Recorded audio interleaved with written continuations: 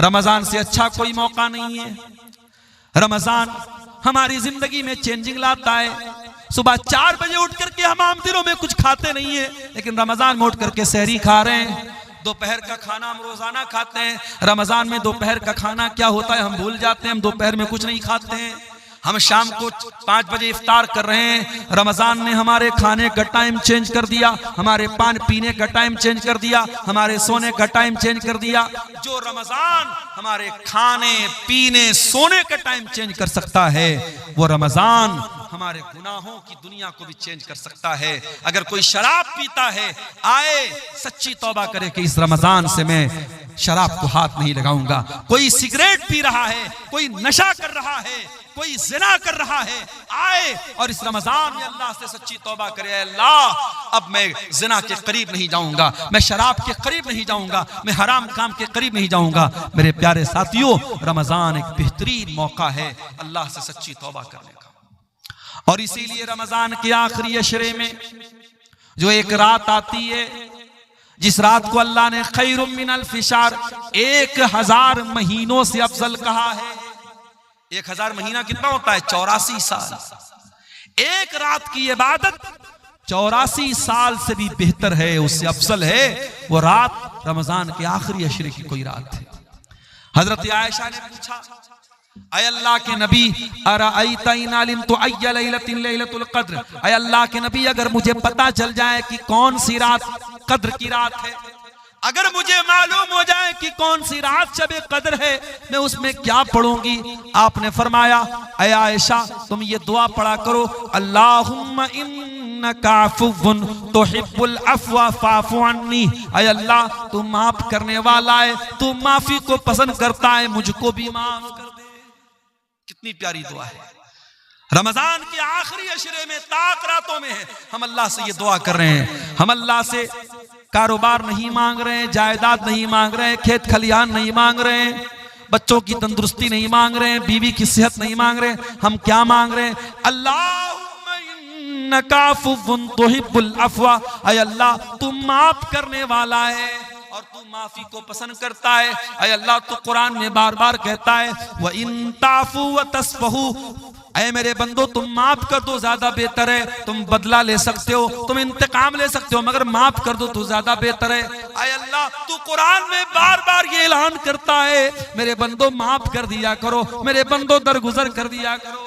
अय अल्लाह इन्नका अफ़ू, तू माफ करने वाला है, तुहिब्बुल अफ़्वा, माफी को पसंद करता है, फ़अफ़ु अन्नी, अय अल्लाह मैं भी तेरा पापी बंदा हूँ, मैं गुनाहों की गठरी लेके आया हूँ, मैं गुनाहों की पोटली लेके आया हूँ। अय अल्लाह रमजान की ताक रातों में तेरी बारगाह में हाथ उठा के दुआ कर रहा हूँ, अय अल्लाह तू मेरे पापों को माफ कर दे, मुझे दरगुजर कर दे। ये दुआ भी मेरे प्यारे साथियों हमें सिखा रही है कि रमजान का बहुत अहम काम क्या है, हम तौबा करें। और बड़े बदनसीब हैं वो लोग जो रमजान में 14 घंटे भूखे रहते हैं, प्यासे रहते हैं, बीवी के पास नहीं जाते हैं, हलाल चीजों को अल्लाह के हुक्म पर छोड़ देते हैं, लेकिन हराम छोड़ने को तैयार नहीं है। अगर आप 14 घंटे हलाल छोड़ सकते हैं अल्लाह के हुक्म पर, तो हराम क्यों नहीं छोड़ सकते? यही तो ट्रेनिंग दे रहा है रमजान, यही तो ट्रेनिंग दे रहा है रोजा, कि अगर आप फजर से लेकर के मगरिब तक खाना हलाल है, पानी हलाल है, बीवी हलाल है, अगर आप हलाल चीजों को छोड़ सकते हैं तो ऐ शराब पीने वाले तू शराब क्यों नहीं छोड़ सकता? ऐ ज़िना करने वाले तू ज़िना क्यों नहीं छोड़ सकता? ऐ हराम रिलेशनशिप में अपनी जिंदगी बर्बाद करने वाले, अपने बीवी को धोखा देने वाले शौहर, अपने शौहर को धोखा देने वाली बीवी, तू क्यों नहीं हराम रिश्ते से तू तौबा कर सकती है? अगर तू अल्लाह के हुक्म पर हलाल को छोड़ सकती है तो हराम को क्यों नहीं छोड़ सकती है? कभी आपने गौर किया है मेरे साथ? हम जब रमजान में रोजा रखते हैं, गर्मी का मौसम होता है, अभी तो फरवरी में रमजान शुरू हो रहा है, हमने तो अप्रैल और मई में भी रमजान देखा है, सख्त गर्मी में भी हमने रमजान का रोजा रखा है। जब गर्मी में रोजा आता है हम क्या करते हैं? सुबह फजर के टाइम हमने सहरी की है, जोहर का टाइम आया, हम मस्जिद में आए, वजू बनाने के लिए हमने पानी मुंह में डाला, कुल्ली के लिए पानी मुंह में डाला, हमने हलक बिल्कुल सूख के कांटा बना है, पानी मुंह में गया है, पानी के 2-4 कतरे अगर हलक के नीचे डाल ले, कौन देखने वाला है? कोई कैमरा तो नहीं लगा है यहाँ पे? हमारे बगल वाले को भी नहीं मालूम होगा कि हम कुल्ली करने के लिए मुंह में पानी डाल रहे, पानी अंदर जा रहा है, उसको भी नहीं पता चलेगा। लेकिन गौर कीजिए वो कौन सी ताकत है मेरे साथियों, पानी मुंह में जा रहा है मगर बाहर आ रहा है, हलक के नीचे आप उतरने नहीं देते हैं। इसी का नाम तकवा है और रमजान यही तकवा हमें सिखाता है। या अय्युहल्लज़ीना आमनू कुतिबा अलैकुमुस्सियामु कमा कुतिबा अलल्लज़ीना मिन क़ब्लिकुम लअल्लकुम तत्तक़ून। ऐ ईमान वालो, ये रमजान तुम्हें तकवा सिखाने के लिए दिया गया है, ये रोजा तुम्हें तकवा सिखा रहा है, ये तकवा की ट्रेनिंग दे रहा है मेरे साथियों। असर का टाइम हो गया, भूख और प्यास के मारे आपका बुरा हाल है। आप अपने कमरे में आते हैं, कमरे में फ्रिज रखा हुआ है, फ्रिज में केला भी है, अनार भी है, अमरूद भी है, सेब भी है, शहद भी रखा हुआ है, तरह तरह की चीजें रखी हुई है। आप अगर कमरा बंद करके 2-4 केले खा ले, कौन पूछने वाला है? 2-4 सेब खा ले, कौन पूछने वाला है? 2-4 चीजें खा ले, कौन पूछने वाला है? ठंडा ठंडा पानी पी ले, कौन पूछने वाला है? लेकिन यही तकवा होता है मेरे प्यारे साथियों। हम उस गर्मी के मौसम में असर के टाइम भी मस्जिद घर में बैठे हैं, लेकिन हम खाने पीने की चीजों को मुंह में नहीं डालते हैं। मेरे अजीजों, मेरे भाइयों, मेरे बुजुर्गों, अगर रमजान हमें ये तकवा सिखाता है तो रमजान हमें तौबा भी सिखाता है। हम अल्लाह से सच्ची तौबा करें। जो नमाज नहीं पढ़ते हैं आए और तौबा करें और इरादा करें कि इस रमजान से 5 टाइम की नमाज की पाबंदी शुरू करेंगे। और ऐसी वैसी पाबंदी नहीं, नमाज से ऐसी पाबंदी नमाज की होनी चाहिए कि एक टाइम की भी नमाज छूटे तो ऐसा लगे कि हाँ जिंदगी में कुछ मिस हो गया, कुछ छूट गया। बगैर नमाज के सुकून न मिले, बगैर नमाज पढ़े नींद ना आए, ऐसा ताल्लुक मेरे प्यारे साथियों नमाज से हमारा हो जाए। और कोशिश ये कीजिए कि रमजान में 5 टाइम की नमाज जमात से पढ़िए, बिला मजबूरी की आप जमात मत छोड़िए।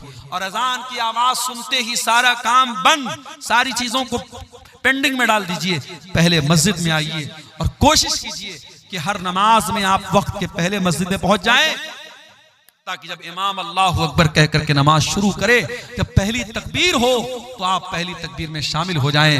अल्लाह के प्यारे नबी फरमाते हैं, लौ यअलमुन नासु मा फिन निदाई वस्सफ़िल अव्वल, अगर लोगों को पता चल जाए कि इकामत में शामिल होने का क्या सवाब है और पहली सफ में शामिल होने का क्या सवाब है, तो लोगों को अगर पर्ची डाल के आना पड़े और कुरान अंदाजी करके आना पड़े तो पर्ची डाल करके आएंगे, मगर पहली सफ में जगह पाएंगे। मेरे प्यारे साथियों, रमजान में एक टाइम की नमाज भी न छूटनी पाए, ये हम कोशिश करें। और हम ये भी कोशिश करें कि रमजान की रातें, दिन में तो हम भूखे प्यासे रहते हैं और रात में बैठ करके मोबाइल पर कोई फिल्में देख रहा है, कोई गाने सुन रहा है, कोई चैटिंग कर रहा है, वो हालात हमारे साथ नहीं होने चाहिए। रमजान की रातों को भी हम बचा करके रखें। और खास तौर से जब रमजान का आखिरी अशरा आ जाए, जिसमें ताक रातों में हमें शबे कद्र को तलाश करने का हुक्म है। आखिरी अशरे के बारे में हजरत आयशा कहती हैं, जब रमजान का आखिरी अशरा आता था, अल्लाह के नबी पूरी पूरी रात जागते थे, अपने घर वालों को जगाते थे और कमर कस लेते थे। हमारे यहाँ उल्टी बात है, आखिरी अशरा आता है, कोई मार्केटिंग कर रहा है, कोई बीवी का कपड़ा देखने के लिए मार्केट जा रहा है, औरतें मेकअप का सामान लेने के लिए बाजार जा रही हैं। अल्लाह के वास्ते आखिरी अशरे को शॉपिंग का अशरा मत बनाओ, उसे खरीदारी का अशरा न बनाओ। मेरे प्यारे साथियों, आखिरी अशरे में कोशिश करो कि हम ज्यादातर अपना टाइम इबादत में गुजारें। और इसीलिए एतिकाफ जैसी इबादत को आखिरी अशरे में सुन्नत करार दिया गया, ताकि आखिरी अशरे में हम अल्लाह को राजी करें। मेरे प्यारे साथियों, सूरह ज़ुमर की वो आयत हमें दावत दे रही है, या इबादियल्लज़ीना अस्रफू अला अनफुसिहिम, ऐ मेरे बंदो, अगर तुमने गुनाह कर करके अपनी जानों पर जुल्म किया है, आओ ला तक़नतू मिर रहमतिल्लाह, तुम अल्लाह की रहमत से मायूस मत हो। इन्नल्लाह यग़फ़िरुज़्ज़ुनूब जमीआ, अल्लाह तुम्हारे सारे पापों को, सारे गुनाहों को माफ कर देगा। इन्नहु हुवल गफूरुर रहीम, अल्लाह बहुत बख्शने वाला, रहम करने वाला है। मेरे अजीजों, ये चंद सवालात हमारे सामने आए हैं, जल्दी जल्दी इनका जवाब भी देख लेते हैं। रोजे की फजीलत पर कहा गया है कि कुछ बयान कर दीजिए। मेरे प्यारे साथियों, रोजे की इससे बढ़ के क्या फजीलत होगी कि जन्नत के 8 दरवाजे हैं और जन्नत के 8 दरवाजे में एक दरवाजा जिसका नाम बाबुर रैयान है, वो खास रोजेदार के लिए है। और ये भी याद रखिए, रोजा एक सीक्रेट इबादत है। हम जब रोजा रखते हैं, हम हकीकत में रोजा है कि नहीं ये सिर्फ हम जानते हैं, हमारा अल्लाह जानता है। हम चाहे तो रोजा हम ना रखें और बिल्कुल होंठ हमारा सूखा रहे, चेहरा बिल्कुल उतरा रहे और लोगों को देख के लगे कि ये बहुत बड़ा रोजेदार है, तो रोजा मेरे और अल्लाह के बीच का मामला है। इसीलिए अल्लाह के नबी फरमाते, अल्लाह ताला कहता है अस्सौमु ली व अना अजज़ी बिही, तमाम नेकियों का सवाब मैं 10 गुना से लेकर के 700 गुना तक देता हूं, मगर रोजे का सवाब क्या दूंगा मैं अभी क्लियर नहीं कर रहा हूं, क्योंकि बंदा रोजा मेरे लिए रखता है। यदौ तामहु व शराबहु व शहबतहु मिन अजली, बंदा मेरे लिए खाना छोड़ता है, पानी छोड़ता है, बीवी हलाल है बीवी के पास नहीं जाता है। जब मेरा बंदा मेरे लिए अपनी हलाल चीजों को छोड़ रहा है तो मैं क्या बदला दूंगा मैं अभी क्लियर नहीं करूंगा, यह आखिरत में पता चलेगा, ये कयामत के दिन पता चलेगा कि रोजे का बदला क्या मिलेगा। वो बेटा बचपन में भाइयों की साजिश से गायब हो जाता है, फिर दूसरा बेटा, भाई लोग आके कहते हैं कि अब्बा जान आपके बेटे को अजीज मिस्र ने रोक लिया है। हजरत याकूब अलैहिस्सलाम समझ जाते हैं कि ये भी कोई प्लानिंग है, कहते हैं इज़हबू, ऐ मेरे बच्चों जाओ, फतहस्ससू मिन यूसुफ व अखी, और जा करके यूसुफ को तलाश करो और यूसुफ के भाई को तलाश करो, वला तयअसू मिन रौहिल्लाह, और अल्लाह की रहमत से मायूस मत हो, इन्नहु ला ययअसू मिन रौहिल्लाहि इल्लल कौमुल काफिरून। फरमाया अल्लाह की रहमत से वही लोग मायूस होते हैं जो काफिर होते हैं, मोमिन कभी अल्लाह की रहमत से मायूस नहीं होता। इसीलिए जो कुरान का तरीका है वो अल्लाह के अजाब का डर भी हमारे दिल में होना चाहिए और अल्लाह की रहमत की उम्मीद भी हमारे दिल में होनी चाहिए। इसीलिए 5 टाइम की नमाज में जब हम सूरह फातिहा पढ़ते हैं तो हम अल्लाह ताला के अजाब को भी याद करते हैं, उसकी रहमत को भी याद करते हैं। हम कहते हैं अल्हम्दुलिल्लाहि रब्बिल आलमीन अर्रहमानिर रहीम मालिकी यौमिद्दीन, तमाम तारीफें उस अल्लाह के लिए हैं जो सारी कायनात का रब है, जो बहुत मेहरबान है, बहुत रहम वाला है और बदले के दिन का मालिक है, वो डे ऑफ जस्टिस का मालिक है, वो इंसाफ के दिन का मालिक है, वो इंसाफ भी करेगा, वो बंदों को उनके अमाल का बदला भी देगा। हमें अल्लाह के अजाब का डर भी होना चाहिए और उसकी रहमत की उम्मीद भी होनी चाहिए। इसीलिए अर्रहमान रहीम भी कहा गया और मालिकी यौमिद्दीन भी कहा गया। तो कुरान की आयत दुनिया के तमाम गुनहगारों को दावत दे रही है। ऐ शराब पीने वालों, ऐ जिना करने वालों, ऐ कत्ल करने वालों, ऐ गलत कामों में अपने हाथों को मुलव्विस करने वालों, ला तक़नतू मिन रहमतिल्लाह, तुम अल्लाह की रहमत से मायूस मत होना।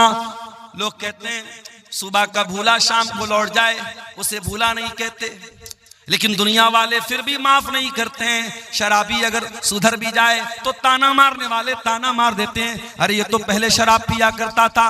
कोई बुरा इंसान नेक बन जाए, दुनिया वाले कभी न कभी ताना मार देते हैं, अरे तुम्हारे पहले की जिंदगी क्या हमें मालूम नहीं है, तुम पहले कैसे थे। उसके माजी को याद दिला दिला करके, उसकी पिछली जिंदगी को याद दिला दिला करके लोग ताना मारते हैं। मगर ऐ अल्लाह तू कैसा करीम है, तू कैसा रहीम है, तू क्या ऐलान कर रहा है। फरमाया मेरे बंदो इन्नल्लाह यगफिरुज़्ज़ुनूब जमीआ, तुम सच्ची तौबा तो कर लो, तुम अल्लाह से माफी तो मांग लो, तुम अल्लाह के सामने अपने आंसुओं को बहा तो लो, तुम अल्लाह के सामने गिड़गिड़ा तो लो। अल्लाह तुम्हारे तमाम गुनाहों को माफ करने को तैयार है। अल्लाह एक बार भी पलट के पिछले गुनाहों का तुमसे कोई हिसाबो किताब ना लेगा, एक बार पलट करके तुम्हारी पिछली जिंदगी का नाम भी ना लेगा। अल्लाह सारे गुनाहों को माफ कर देगा। इन्नहु हुवल गफूरुर रहीम, अल्लाह बहुत बख्शने वाला, बहुत रहम करने वाला है।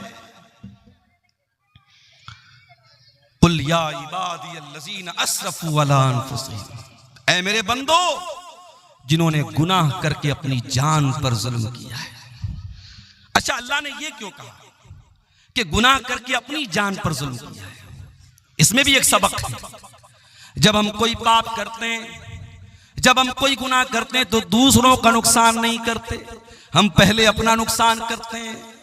दुनिया का हर गुनहगार, दुनिया का हर पापी, दुनिया का हर गलत काम करने वाला सबसे पहले अपने आप को नुकसान पहुंचाता है। गुनाहों का असर उसकी अपनी जिंदगी पर भी पड़ता है। आज जिना करने वाले क्यों एड्स की बीमारी का शिकार हो रहे हैं, आज शराब पीने वाले क्यों कैंसर के मरीज हो रहे हैं, आज तंबाकू खाने वाले क्यों कैंसर हॉस्पिटलों में भरे पड़े हैं, आज नमाज न पढ़ने वाले क्यों अल्लाह की रहमतों से दूर हैं। मेरे प्यारे साथियों, जब आप गुनाह करेंगे, जब पाप करेंगे, उसका सबसे पहला नुकसान आपको खुद सहना पड़ेगा। हमारे बाप आदम, हमारी माँ हव्वा आराम से जन्नत में रहते थे। अल्लाह ने खुली छूट दी थी, तुम्हें जो खाना है खा लो, जो पीना है पी लो, आराम से जन्नत में रहो। वला तक़रबा हाज़िहि शजरता फतकूना मिनज़्ज़ालिमीन। ऐ आदम, ऐ हव्वा, जन्नत में कुछ भी खा सकते हो, बस एक पेड़ है, उस पेड़ के करीब मत जाना। कौन सा पेड़ था भाई? उसका नाम नहीं बताया गया, और नाम नहीं बताया गया तो हमें जानने की जरूरत भी नहीं। बाज लोग बिला वजह ऐसे सवालात ज्यादा करते हैं जिसका कोई मतलब नहीं। मौलवी साहब, वो कौन सा पेड़ था जो आदम अलैहिस्सलाम को अल्लाह ताला ने खाने से मना किया? आपको क्या करना भैया, खाना है आपको, क्यों पूछते? इमाम अबू हनीफा रहमतुल्लाह अलैह के उस्ताद थे इमाम इब्राहिम नखई। उनसे किसी ने पूछा कि इब्लीस कुंवारा है या शादीशुदा है, और अगर इब्लीस शादीशुदा है तो उस इब्लीस की बीवी का नाम क्या है? उन्होंने कहा, माफ फरमाइए, मैं इब्लीस की शादी में गया नहीं था। अजीब व गरीब सवालात लोग करते हैं। एक आदमी बीड़ी पी रहा है, सिगरेट पी रहा है, और मुझसे आके पूछ रहा है, मौलवी साहब, वो हाबिल काबिल में जो झगड़ा हुआ था, इस लड़की की वजह से, उस लड़की का नाम क्या था? मैंने कहा, आपको रिश्ता भेजना है उसके पास। अजीब व गरीब मसाइल, लोग सवालात के नाम पर भी आज ऐसे सवालात करते हैं कि अल्लाह रहम फरमाए। मेरे प्यारे साथियों, सवाल वो कीजिए उलमा से जो आपके दीन और दुनिया से रिलेटेड हो, जिसका कोई मतलब नहीं। बस अल्लाह ने मना कर दिया, उस पेड़ के करीब मत जाओ, अल्लाह ने नाम नहीं लिया, हमें जानने की जरूरत नहीं।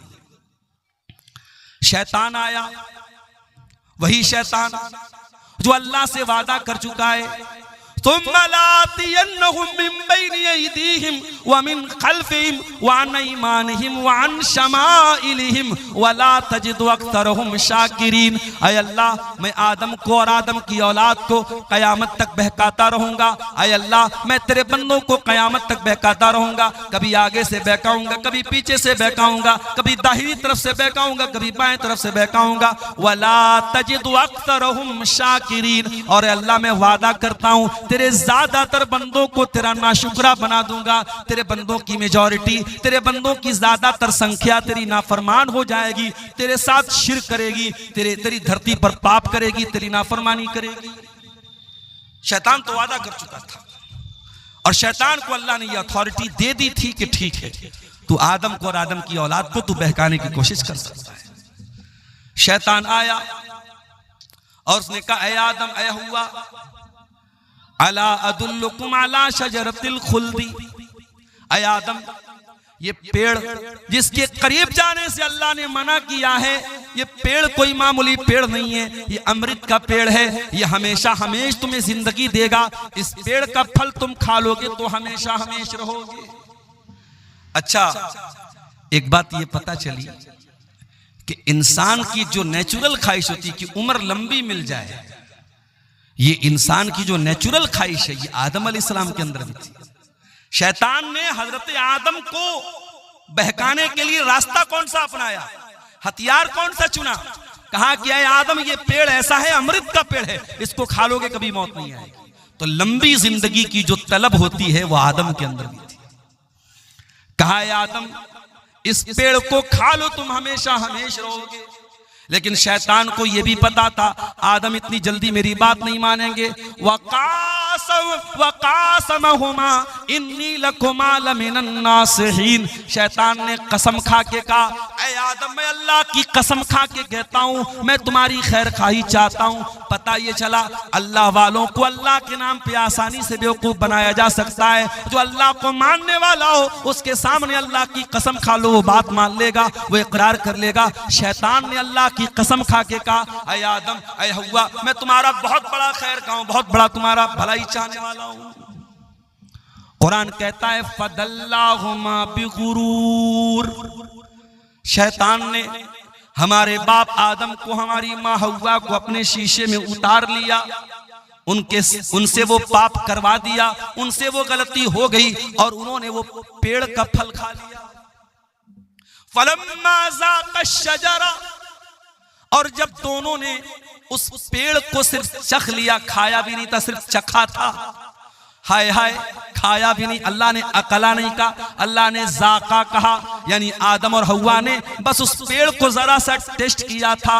अरे खाया होता तो क्या असर होता, सिर्फ टेस्ट किया था, सिर्फ जरा सा मुंह में डाला था। फलम्मा ज़ाक़ा शजरत बदत लहुमा सौआतुहुमा, जैसे ही उस पेड़ के फल को उन्होंने स्वाद ले लिया, उसका टेस्ट ले लिया, उसको मुंह में डाल लिया, दोनों की शर्मगाहें खुल गईं, दोनों के बदन के कपड़े उतर गए। अल्लाह की नाफरमानी की पहली सजा क्या मिली? नंगे हो गए। जन्नत में रेशम के कपड़े पहनते थे, बेहतरीन कपड़े पहनते थे, आदम का कपड़ा भी उतर गया, हव्वा का कपड़ा भी उतर गया। अच्छा, जब दोनों नंगे हो गए तो पहली चिंता क्या हुई कि अपनी शर्मगाह को कैसे ढांपा जाए। कुरान कहता है बदत लहुमा सौआतुहुमा वतफिका यक्सिफानी अलैहिमा मिन वरक़िल जन्ना, और आदम और हव्वा दोनों जन्नत के पत्तों से अपनी शर्मगाह को ढांपने लगे। उन्हें नंगा रहना पसंद नहीं था, उन्हें शर्मगाह का खुला रहना पसंद नहीं था। आज कितने बदतमीज लोग हैं, कितने बेगैरत लोग हैं, नंगे रहने को और शर्मगाह को दिखाने को वो बहुत बड़ी तरक्की समझते हैं। आज कितनी लड़कियां हैं, कितनी औरतें हैं जो अपने जिस्म की नुमाइश करके इंस्टाग्राम पर पैसे कमा रही हैं। कितने बेगैरत शौहर हैं जो अपनी बीवी के जिस्म की नुमाइश करके पैसे कमा रहे हैं। वो लोगों, ये नंगा रहना, ये नंगापन, ये न्यूडिटी, ये वल्गैरिटी, ये उरियानियत, ये बेहुदापन, ये आदम का तरीका नहीं है, ये हव्वा का तरीका नहीं है। आदम का तरीका तो अपने आप को कवर करना है, अपने आप को छुपाना है। जो हकीकत में आदम की औलाद है, जो आदमी कहलाने के लायक है, जो इंसान कहलाने के लायक है, वो कभी भी वल्गैरिटी को पसंद नहीं करेगा, वो न्यूडिटी को पसंद नहीं करेगा, वो नंगेपन को पसंद नहीं करेगा। नंगापन ये इंसानियत के खिलाफ है, ये ह्यूमैनिटी के खिलाफ है, ये आदम और हव्वा के तरीके के खिलाफ है। दोनों जल्दी से अपनी शर्मगाह को कवर करने लगे, ढांपने लगे। दोनों को एहसास हुआ हमने बहुत बड़ी गलती कर दी, हमने अल्लाह की नाफरमानी कर दी, हमारे बदन का कपड़ा भी उतर चुका है। दोनों ने अल्लाह की बारगाह में हाथ उठाया और क्या दुआ की, जरा दुआ के अल्फाज पे गौर करो। फरमाया रब्बना ज़लमना अनफुसना व इल्लम तगफिर लना व तरहमना लनकूनन्न मिनल खासिरीन। परवरदिगार, हमसे ये जो गलती हुई है, हमसे जो तेरी नाफरमानी हुई है, हमने शैतान के झांसे में आके जो ये काम किया है, आय अल्लाह हमने किसी और पर नुकसान, किसी और का नुकसान नहीं किया है। रब्बना ज़लमना अनफुसना, आय अल्लाह ये गलती करके हमने अपने नफ्स पर बहुत बड़ा जुल्म कर लिया, बहुत बड़ा अत्याचार कर लिया। व इल्लम तगफिर लना, और अगर तूने हमको नहीं बख्शा, व तरहमना, और तूने हम पर रहम नहीं किया, लनकूनन्न मिनल खासिरीन, तो हमसे ज्यादा खसारा उठाने वाला कोई नहीं होगा। पता ये चला कि जब हम और आप गुनाह करते हैं तो अपने नफ्स पर जुल्म करते हैं, अपने आप पर अत्याचार करते हैं। और आगे बढ़िए, यूनुस अलैहिस्सलाम को देखिए, अपनी कौम को छोड़ के चले गए अल्लाह की इजाजत के बगैर, अल्लाह की मर्जी के बगैर, अल्लाह की इजाजत के बगैर, अल्लाह के हुक्म के बगैर अपनी बस्ती को छोड़ के चले गए। अल्लाह ने कहां पहुंचा दिया? फल्तकमहुल हूत, मछली के पेट में पहुंचा दिया।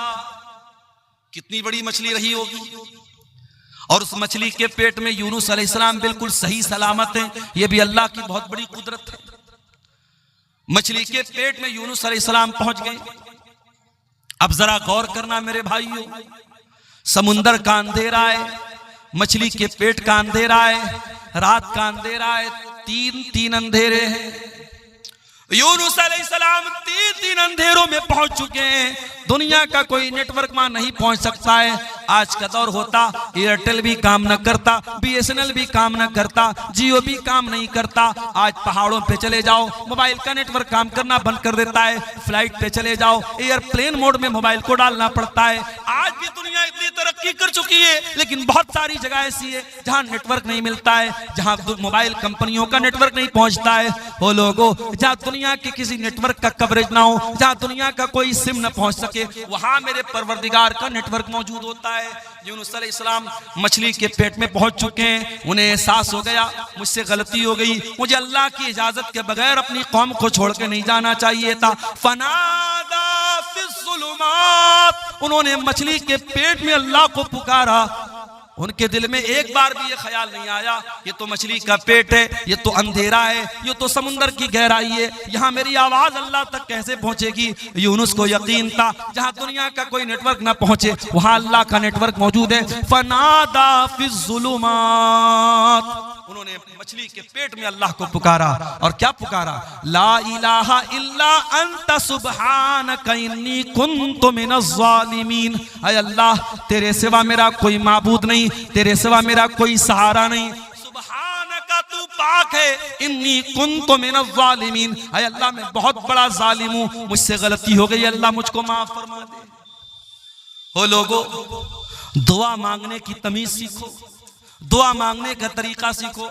आगे रमजान आ रहा है, रमजान दुआओं का महीना है। जब रोजा रख के तुम अल्लाह से दुआ करोगे अल्लाह जरूर तुम्हारी दुआ को सुनेगा। इसलिए कि अल्लाह कुरान में जहां रमजान का जिक्र करता है, जहां रोजे का जिक्र करता है, वहीं अल्लाह ये भी कहता है वइज़ा सालका इबादी अन्नी फइन्नी करीब। ऐ मेरे नबी, जब मेरे बंदे आपसे मेरे बारे में सवाल करें तो जवाब दे दीजिए मैं करीब हूँ। उजीबु दावतद दाई, मैं दुआ करने वालों की दुआओं को सुनता हूं। शर्त ये फलयस्तजीबू ली वलयुमिनू बी, बंदे मेरी बात तो माने, बंदे मेरे ऊपर ईमान तो ले आए। अगर आप अल्लाह की बात मानेंगे अल्लाह पर ईमान लाएंगे, अल्लाह आपकी हर दुआ सुनने को तैयार है। हमें दुआ मांगने का तरीका ही नहीं आता मेरे साथी। यूनुस ने अल्लाह से कितनी प्यारी दुआ मांगी, इसीलिए अल्लाह के नबी फरमाते हैं दावतो ज़िन्नून, मछली वाले नबी की दुआ जब मुसलमान किसी मुसीबत में पड़ता है तो अल्लाह ताला जरूर उसकी मुसीबत को दूर करेगा। ये बहुत प्यारी दुआ है।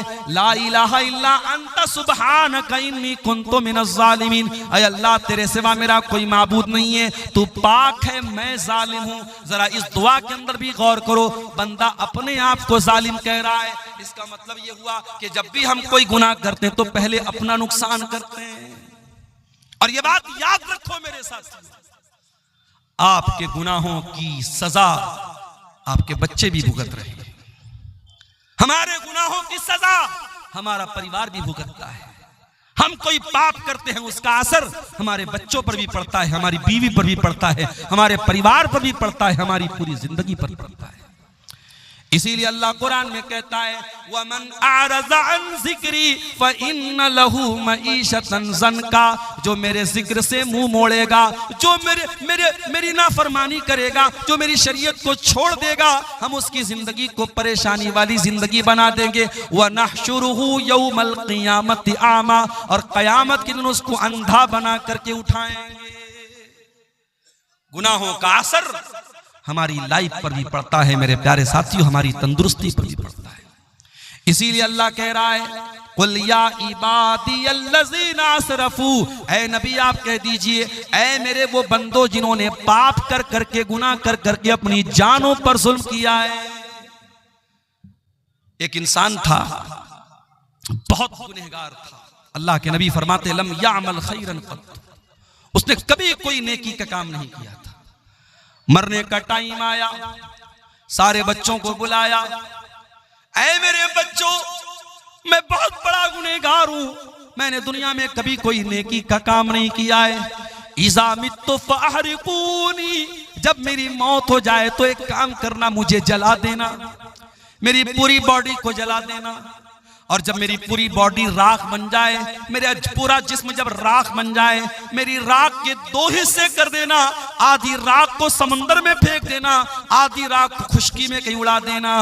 अगर अल्लाह ताला मुझे अजाब देने पर कादिर है तो वो तब भी मुझे अजाब दे देगा। मेरे बेटो ये तरीका तुम अपना लेना, शायद मैं अल्लाह के अजाब से बच जाऊं।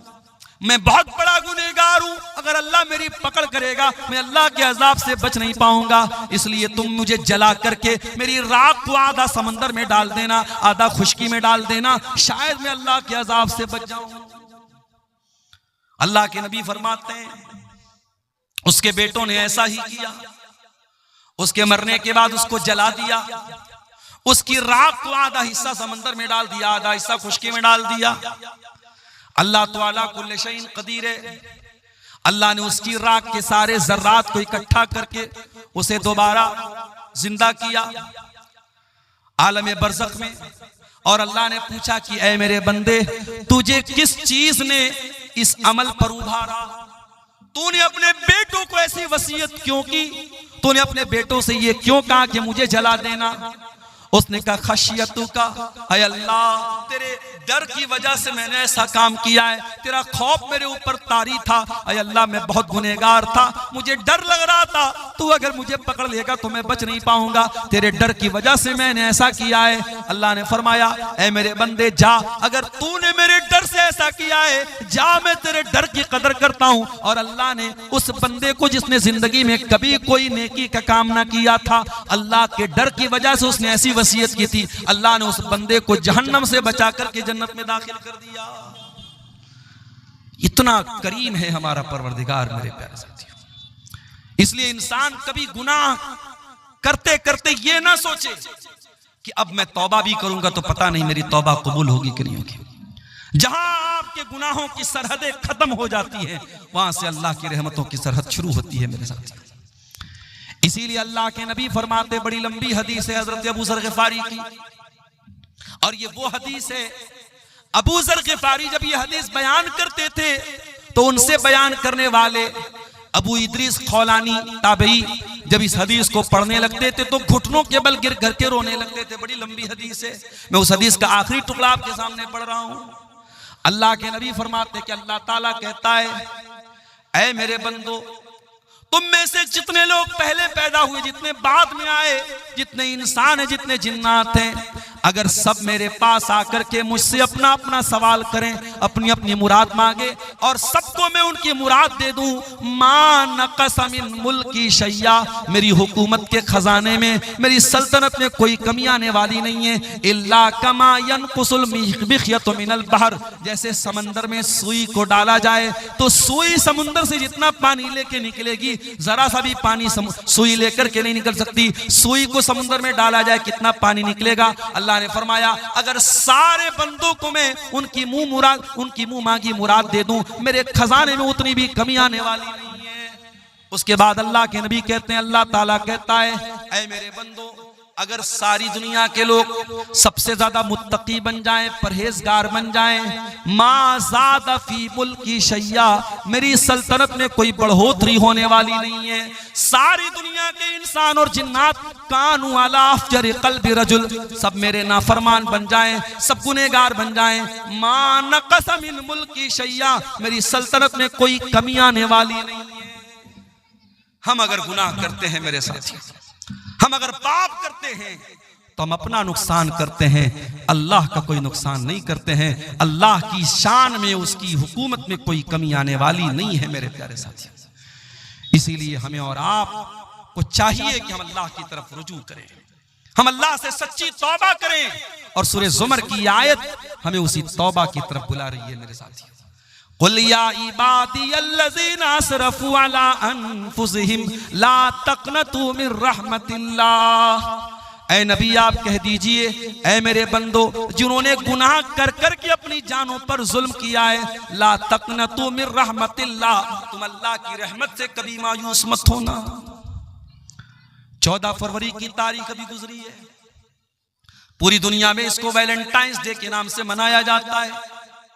बहुत सारे लोगों ने उस दिन गलत काम भी किए, ज़िनाकारी का एक बाजार गर्म हुआ, वक्ती तौर पर गुनाह की लज्जत तो मिल गई, लेकिन याद रखो मेरे प्यारे साथियों, गुनाह वक्ती तौर पर तो लज्जत दे देता है, लेकिन परमानेंटली इंसान के लिए बहुत नुकसानदेह साबित होता है। ये जिना करने वाले, ये हराम काम करने वाले, ये नाजायज ताल्लुकात बनाने वाले, ये वक्ती तौर पर तो जरूर थोड़ी लज्जत पा लेते हैं, मगर परमानेंट तौर पर, दायमी तौर पर वो अल्लाह की तरफ से बहुत बड़ी बेबरकती के शिकार हो जाते हैं। उनकी जिंदगी से बरकत खत्म हो जाती है, वो अल्लाह की रहमत से धुतकार दिए जाते हैं। कुरान की आयत उन जिना करने वालों को भी दावत दे रही है, ला तक़नतू मिन रहमतिल्लाह, अगर तुमने वाकई में जिना कर लिया है, तुमने शराब पी ली है, तुमने गलत काम कर लिए हैं, तुमने कोई गुनाह का काम कर लिया है, ला तक़नतू मिन रहमतिल्लाह, आओ तुम्हारा परवरदिगार तुमको तौबा की दावत देता है,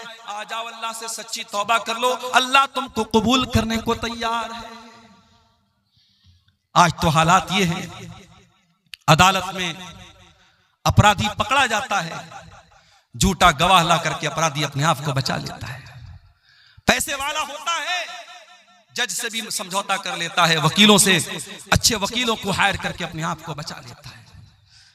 अल्लाह की अदालत में तो ऐसा होने वाला नहीं है मेरे साथी। अल्लाह की अदालत में ना झूठा गवाह आएगा, न कोई गलत सबूत आप लेकर आ पाएंगे।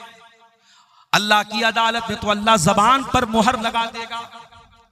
फरमाया अल यौमा नख्तिमु अला अफवाहिहिम व तुकल्लिमुना अयदीहिम व तशहदु अर्जुलुहुम बिमा कानू यक्सिबून।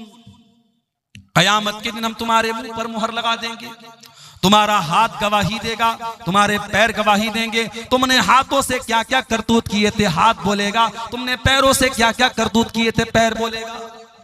हत्ता इज़ा मा जाऊहा शहीदा अलैहिम समउहुम व अबसारुहुम व जुलूदुहुम बिमा कानू यामलून। कयामत के दिन जब तुम अल्लाह की बारगाह में आओगे, तुम्हारा कान भी तुम्हारे खिलाफ गवाही देगा।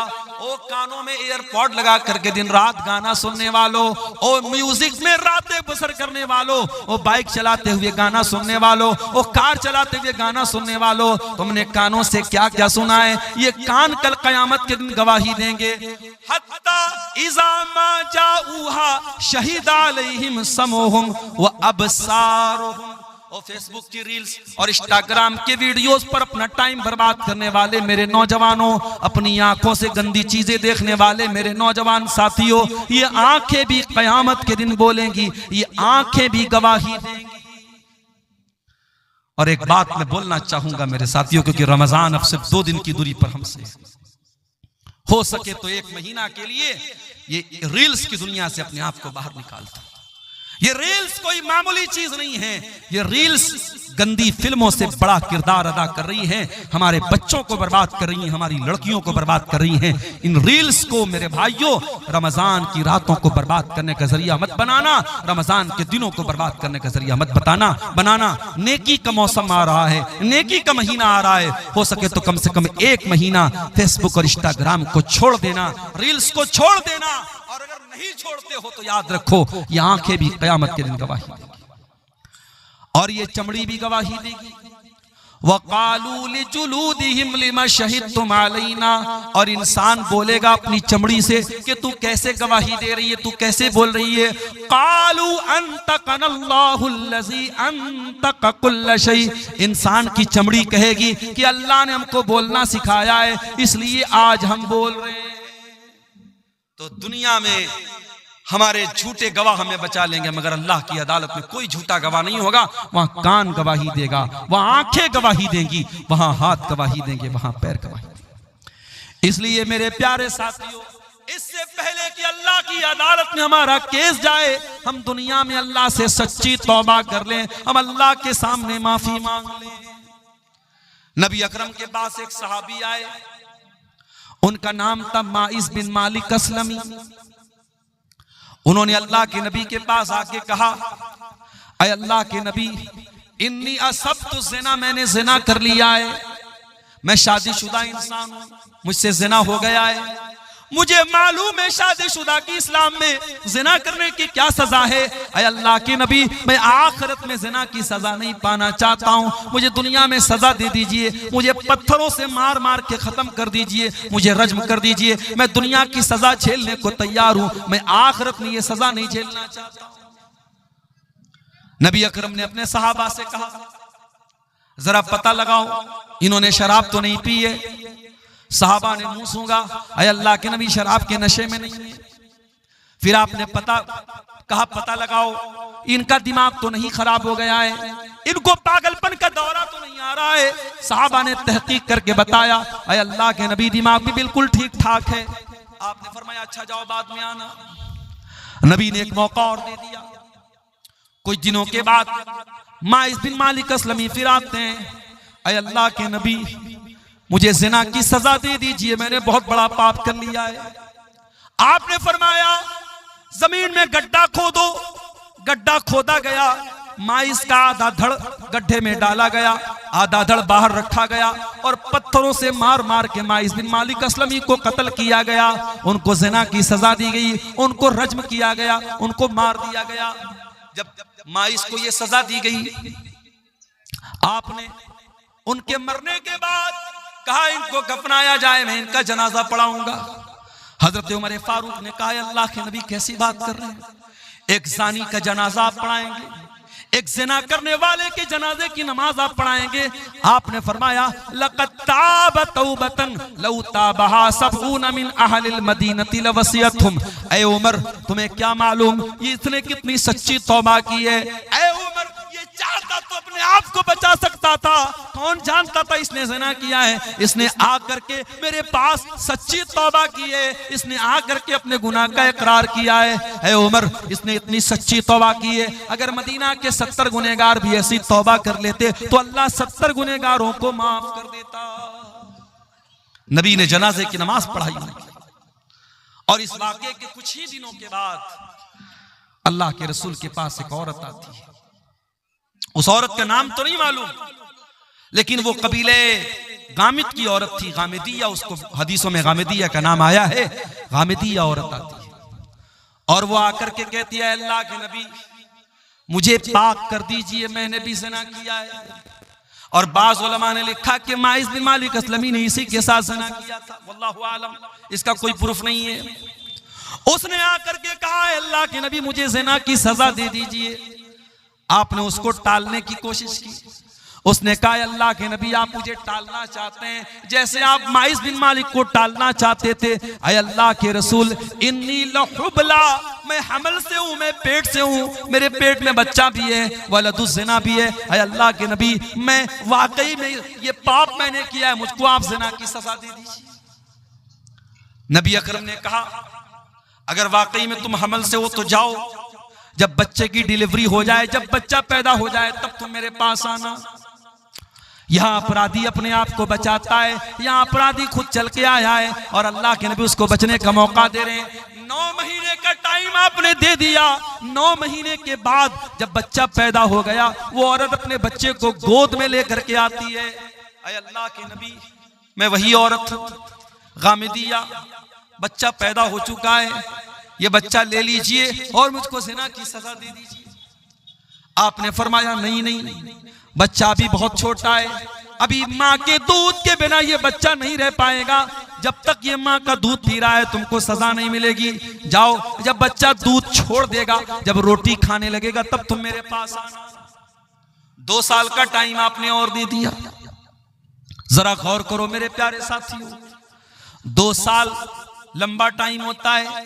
शायद सहाबा भी उस औरत को भूल चुके हैं, शायद अल्लाह के नबी भी भूल चुके हैं, शायद किसी को उस औरत के बारे में कुछ याद भी नहीं है। 2 साल के बाद सहाबे किराम के साथ अल्लाह के नबी बैठे हैं। एक औरत आती है, उसके हाथ में छोटा बच्चा है और बच्चे के हाथ में रोटी का टुकड़ा है। ऐ अल्लाह के रसूल मैं वही गामिदी औरत हूँ, मेरा बच्चा रोटी खाने लगा है, दूध छोड़ चुका है। ऐ अल्लाह के नबी अब देर न कीजिए, मैंने जो पाप किया था उस पाप का बोझ भी अपने सीने पर महसूस कर रही हूँ। ऐ अल्लाह के नबी मुझे ज़िना की सजा दुनिया में दे दीजिए, मैं आखिरत की सजा झेल नहीं पाऊंगी। तहिरनी या रसूल अल्लाह, ऐ अल्लाह के नबी मुझे पाक कर दीजिए। आपने बच्चा एक मुसलमान के हवाले किया। औरत को गड्ढा खोद के गड्ढे में डाला गया, पूरे बदन को कस करके चादर से लपेटा गया ताकि बेपर्दगी ना हो। हाय हाय, औरत को ज़िना की सजा हो रही है, पत्थरों से मारा जाएगा, लेकिन इस्लाम औरत के पर्दे का कितना ख्याल रखता है कि ये सजा भी बेपर्दगी के साथ नहीं दी जाएगी। आज दुनिया वाले अपने आप को कहते हमने औरत को बड़ी इज्जत दे दी। अरे तुमने क्या इज्जत दी? अमेरिका का वो आदमी जिसका नाम जेफरी एप्स्टीन है, जिसके नंगेपन की फिल्में आज दुनिया के सामने आ रही हैं, जो 6 साल से लेकर के 14 साल तक की बच्चियों के साथ रेप किया करता था। बाकायदा उसका एक आइलैंड था अमेरिका में और उस आइलैंड पर वो 6 साल से लेकर के 14 साल तक की बच्चियों को किडनैप करता था, उनके साथ दरिंदगी करता था, उनको नोचता था, उनके साथ जिना करता था। और यही नहीं, एप्स्टीन फाइल में यहां तक मौजूद है कि वो दरिंदा बच्चियों को कत्ल करके उनका गोश्त खाया करता था। ये दरिंदे ये आज इंसानियत की बात करते हैं, ये हैवान ये आज औरत की आजादी की बात करते हैं। अरे औरत को इज्जत अगर किसी ने दी है तो मजहब इस्लाम ने दी है, औरत को सम्मान किसी ने दिया है तो मजहब इस्लाम ने दिया है। औरत को सजा मिल रही है ज़िना की, मगर इस्लाम उस सिचुएशन में भी बेपर्दगी की तालीम नहीं देता है। नबी ने कहा उस औरत के पूरे बदन को कपड़े से कस करके बांधा जाए ताकि उसकी बेपर्दगी ना हो, उसके जिस्म की नुमाइश ना हो। पत्थरों से मारा जाने लगा, औरत का कपड़ा खून से लथपथ हो गया। थोड़ी देर के बाद उस औरत का इंतकाल हो गया। जब उसके ऊपर पत्थर मारा जा रहा था, उसके खून के कुछ छींटे हजरत खालिद बिन वलीद के कपड़े पर पड़ गए। खालिद बिन वलीद का सफेद कपड़ा, उस पर उस औरत के खून के छींटे पड़ गए। खालिद बिन वलीद की जबान से कुछ नाज़ेबा कलमात निकल गए, कुछ गलत चीजें निकल गई। पता नहीं कैसी गंदी औरत का खून मेरे कपड़े पर पड़ गया, इस तरीके का कोई जुमला उनके जुबान से निकल गया।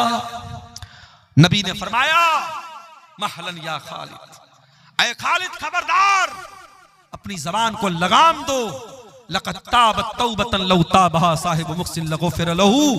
ऐ खालिद, इस औरत ने इतनी सच्ची तौबा की है, अगर कोई डाकू कोई डाका डालने वाला भी अगर तौबा करता तो अल्लाह ताला उसकी तौबा को कबूल कर लेता। मेरे प्यारे साथियों, उसके बाद अल्लाह के नबी ने उस औरत की भी जनाजे की नमाज पढ़ाई है। इसको तौबा कहते हैं। मेरे प्यारे साथियों, जब गुनहगार अपने गुनाहों के एहसास के बोझ के तले दब जाए और अल्लाह से अपनी गुनाहों की माफी मांगे, इसको तौबा कहते हैं। तौबा कोई खिलवाड़ नहीं है मेरे प्यारे साथियों, तौबा कोई मजाक नहीं है। जब तक इंसान को अपने गुनाहों का एहसास न हो, जब तक अपने गुनाहों की जिंदगी पर शर्मिंदगी न हो, नदामत न हो, जब तक उसकी आंखों से नदामत के आंसू न बहते हों, तब तक तौबा का कोई मतलब नहीं। और ये भी याद रखो मेरे प्यारे साथियों, अगर इंसान ने कोई ऐसा गुनाह किया है जिसका ताल्लुक हुकूकुल इबाद से है, किसी की जमीन हत्या ली, किसी का माल हड़प लिया, किसी के साथ चीटिंग कर ली, बेईमानी कर ली, फ्रॉड कर लिया, किसी की जमीन पर नाजायज कब्जा कर लिया, किसी के मकान पर तजावुज कर लिया, तो ये वो गुनाह है जो सिर्फ तौबा करने से माफ नहीं होगा, जो सिर्फ अल्लाह के सामने रोने से माफ नहीं होगा। अगर आपने हुकूकुल इबाद पे डाका डाला है, अगर आपने किसी का हक मारा है, तो वो हक आपको देना पड़ेगा। दुनिया में पैसे के बदले आप पैसा देते हैं।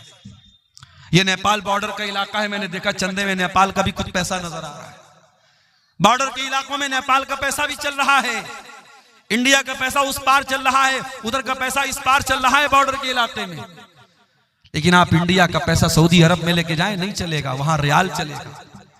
दुबई आप लेके चले जाए, वहां आपका इंडिया का पैसा नहीं चलेगा, वहां दिरहम चलेगा।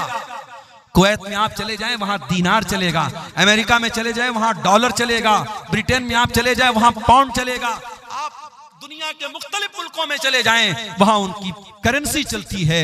मेरे प्यारे साथियों, आखिरत में जब मरने के बाद हम अल्लाह के यहाँ जाएंगे तो वहां दुनिया का माल और दुनिया की दौलत और दुनिया की करेंसी नहीं चलेगी, वहां करेंसी चेंज हो जाएगी। अगर दुनिया में हमने किसी का माल हड़पा है, किसी की जमीन हड़पी है, किसी बहन बेटी के साथ हमने ज्यादती की है और उसका हक मारा है, तो कयामत के दिन हमें अपनी नेकियों से हाथ धोना पड़ेगा।